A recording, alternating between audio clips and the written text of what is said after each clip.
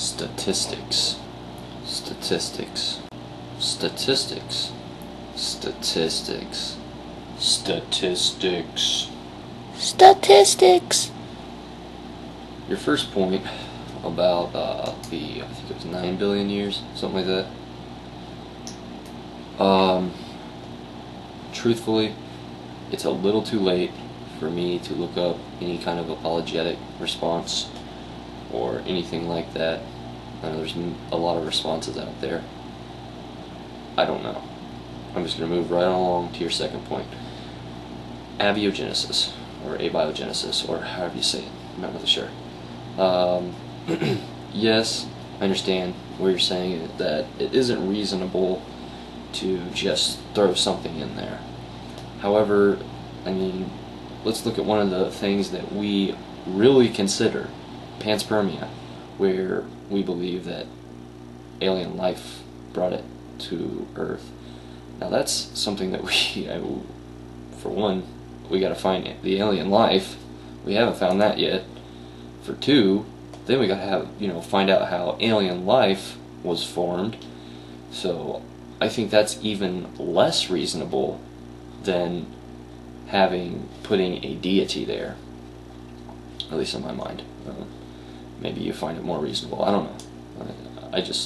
I don't find the idea of aliens as reasonable, or aliens putting life on Earth, or putting this seed on Earth into Earth, or however it was supposedly formed.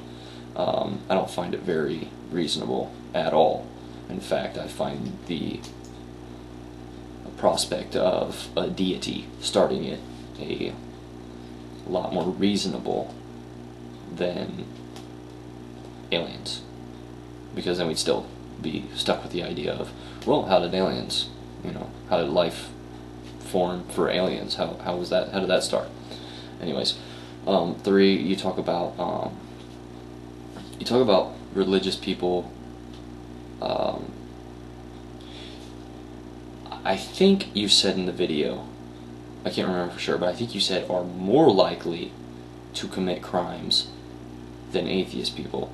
Now, most statistics show that it's about even, that it's, 90 to 95% of the prison population is theist, and you have the other 5 to 10% that's atheist, which is pretty much the same exact thing in America.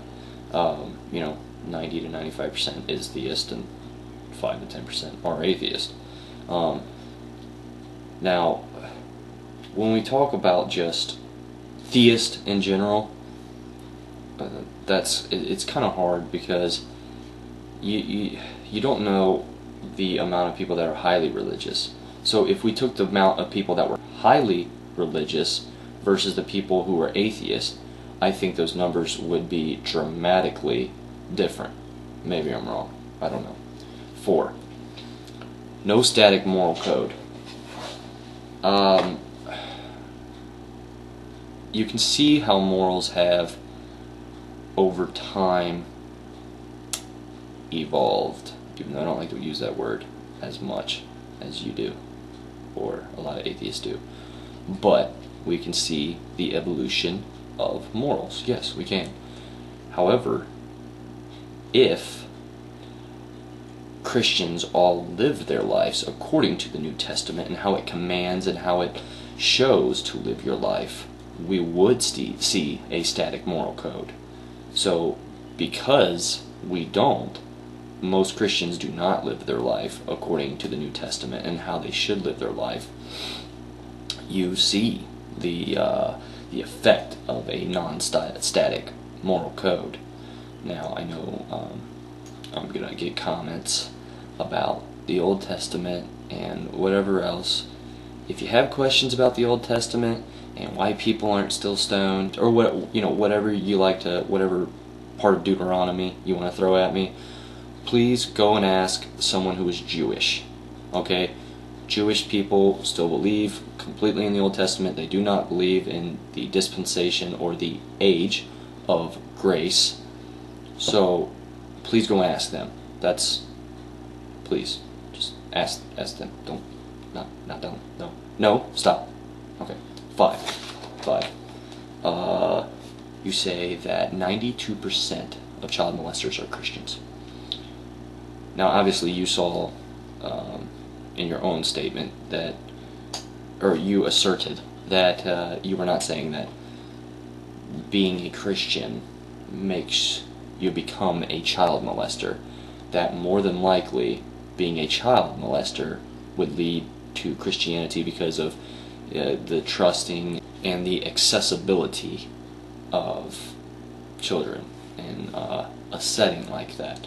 If you were to say that becoming Christian, you are more likely to become a child molester, that is like saying if you get married, you are more likely to become a child molester, because extremely high numbers of child molesters are married. So, I mean, it's like saying the same thing. It's like saying marriage causes child molestation, when in fact it's probably the other way around. Well, not really. Child molestation causes marriage, but it is easier accessible in the marriage setting. Anyways, number 6. I pointed, but then I put the hands up. Yeah. I guess that depends on how you think the oral tradition was going. Now, if you don't believe in an oral tradition, which you do, I know you do, but let's say you don't believe in an oral tradition, then we would probably go all the way back to Hinduism, would probably be the most original, because as far as I know, it's the first written down religious text that I know of. But that's not saying that there weren't other oral traditions that were before that. Just like, me, I would probably believe that there were. That's probably because I'm a theist, though. I'm imagining. Maybe not. Maybe it's because I have proof. No, I don't. But I could. Someone else can.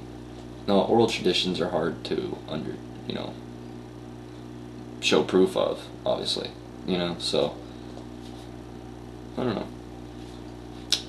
There are a lot of similarities between a lot of different religions. I will give you that. And this is my 6 o'clock in the morning video, and I am now going to bed. So freaking tired.